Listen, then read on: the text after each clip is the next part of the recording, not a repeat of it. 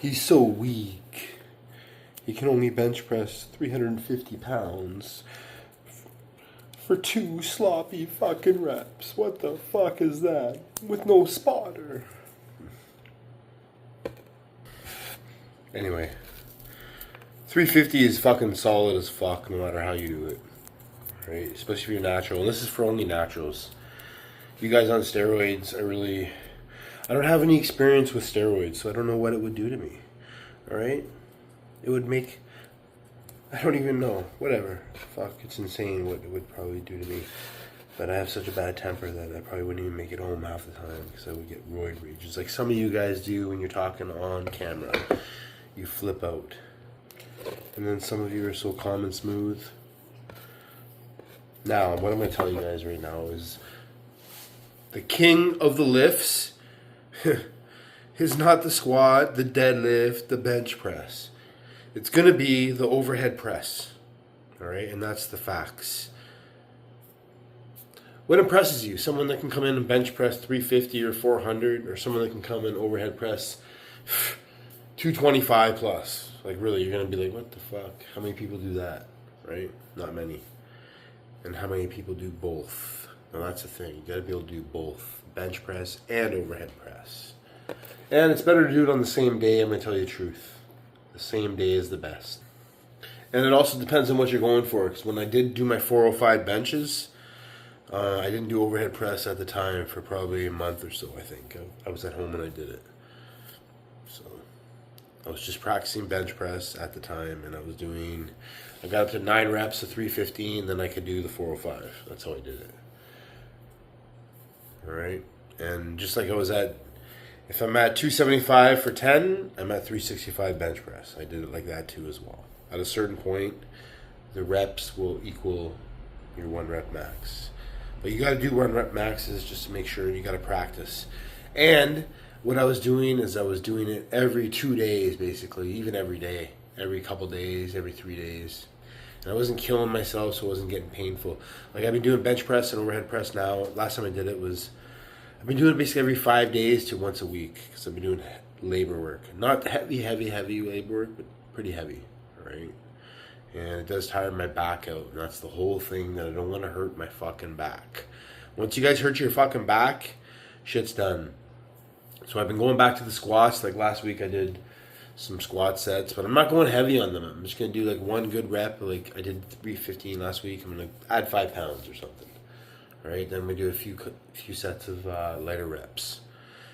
And I did some good mornings, which I didn't do those for so long, and you don't even know. I felt those fucking crazy deep in my back, like inside, where it felt like my organs were fucking right. Some people would have went, oh my gosh, they probably would have went to the hospital, but I've been through that before, so I already know. And I did some planks, and those fucking hurt deep inside the fucking sides of the muscles as well. So, and I didn't do those for a long time. And also pull-ups. I did some pull-ups. And I felt everywhere where they fucking hurt. Like deep right inside here. Like even my tricep, my long head of my tricep up here. Fucking, it was sore for fucking like 3 days. Alright? All in here. And inside. But I didn't do rows, which I should have done the pull-ups and the rows. So I'm just getting back to the basics again. But I still kept my 350 bench, and I still kept my overhead press pretty good. I did a 250 push press a little while ago. It's hard to be at that 250, I find, okay? 250 is that fucking strength thing. And 275 plus, that's fucking crazy, and I already know it is. And I'm not at that right now. I'm not at that fucking 275 level right now, which I want to get back to it. So when I was doing that, I was 228 at the time, basically, and up. And I think I got over 280. And now I'm 212 pounds, all right now. I haven't eaten anything yet today, so this is just basically nothing all day. I've been doing fasting all day in the morning and not eating until I get home, so I've only been eating 1 meal a day. That's where I lost a lot of weight like that. Like I fit into my good jeans again, like certain pants, and right, where I couldn't fit in them before. Feels pretty good. It's okay. It's all legs, but I gotta get my legs stronger again. And that's where my push press got powerful. Like when I was at about, 405 squat, basically my push press was pretty fucking good. All right. And when I was at really good mornings, I could fucking power clean that fucking weight up really good.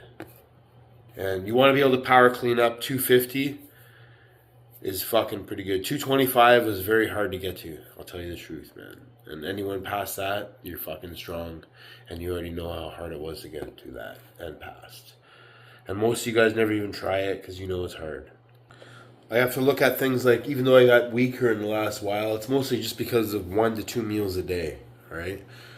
And that's what it basically came down to, right? I've been skipping breakfast. I used to just eat like 3 or 4 eggs in the morning, fried eggs, and a couple pieces of toast, and a glass of milk, and an orange, or an apple, or a banana, or something. And I got to start going back to that again. And that's the only thing I'm missing. And then over like a couple months, I'll gain some good strength back. And I know it's just from 1 meal, because all I really need is 2 good meals a day.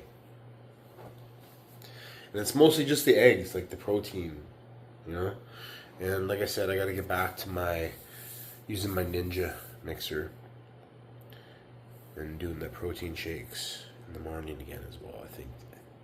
Or do my eggs in the morning and then do the protein. A lot of times I just ate that big shake and I didn't even have to eat all day. And that's all I ate for a while, was just big shakes, right? And a couple tuna steaks sometimes. And I know that was a good time when I was strong, which I do feel I'm still strong right now. I'm still a 350-pound bench presser. And I can still overhead press well over my body weight, guaranteed. So, and when I look at that as like 3 years ago, maybe 4 years ago, I couldn't really do it. I wasn't as strong as I am right now. Okay? Differently.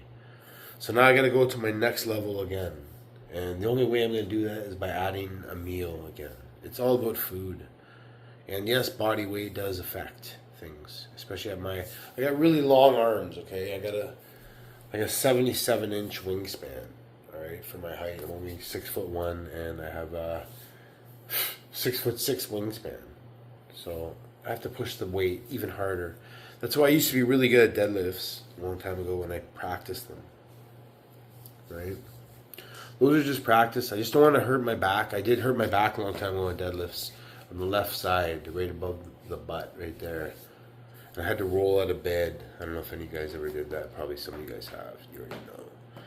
So, and a lot of you guys just do the front one overhand because you already know you can pull your biceps right out or rip them apart. And who wants to do that?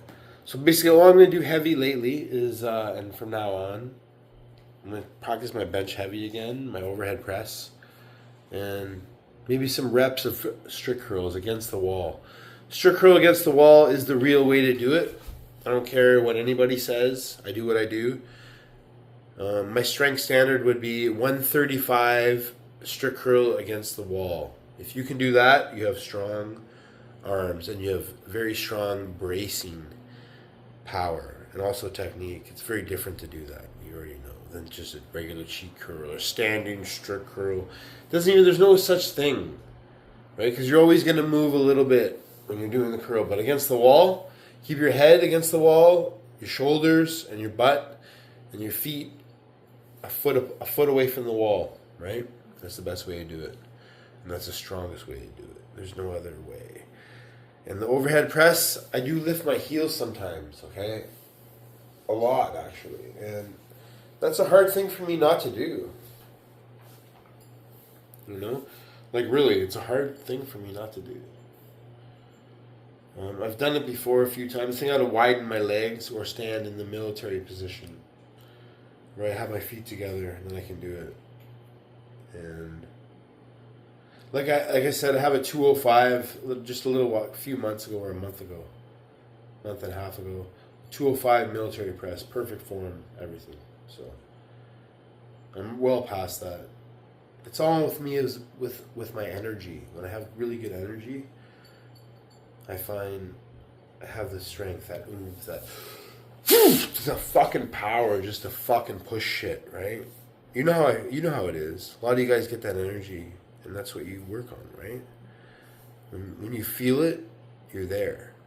Okay, if you don't feel it, it's kind of like, but if you can still do your power when you're tired, when you don't feel like doing it, then that's the real strength as well. That energy that you have sometimes is, that's when I get most of my power, right? Just that boom. And then I learned to be calm right before I lift, where I don't have to hype myself up anymore or anything like that. So that's good power as well. So I've been sore for the last few days. This is the weekend. Tomorrow I'm going to lift weights, and Sunday. Anyways, I've always just gone for fucking insane strength, alright, which I know I have. And I don't even know anybody as strong as me. I really don't. Yeah, there's people on the internet all over the place, but in real life, natural, at 50 years old,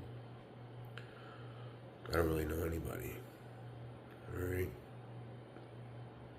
Which is fine. I made myself that way, and I've tried to be like that. And a lot of people didn't have time to be like that, or they never had the drive to do that. You guys did it, a lot of you, with steroids, which is fine, to each their own, but I just keep doing it, right? A lot of you guys can't do it at my age. That's the truth. And I do get tired. Right now I'm building, just being normal, right? I'm just lifting weights just to do it. Tomorrow I'm going to lift weights really good. And I'm going to do bench, overhead press, rows, pull-ups again, strict curls. And then the day after that, Sunday, I'm going to do squats and good mornings.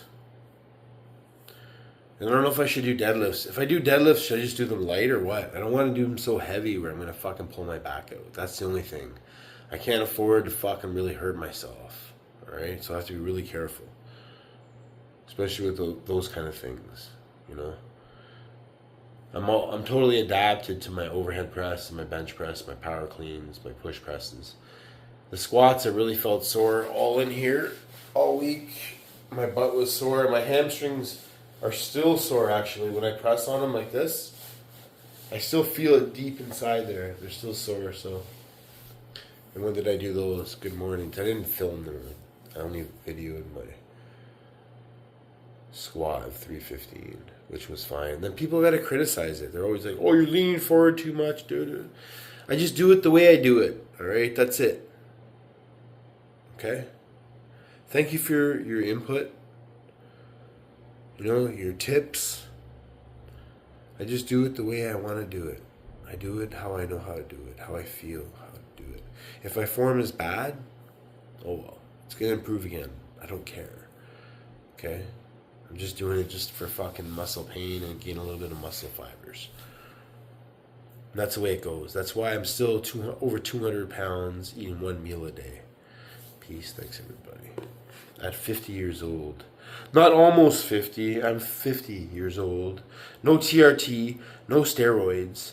Ever in my life. Ever.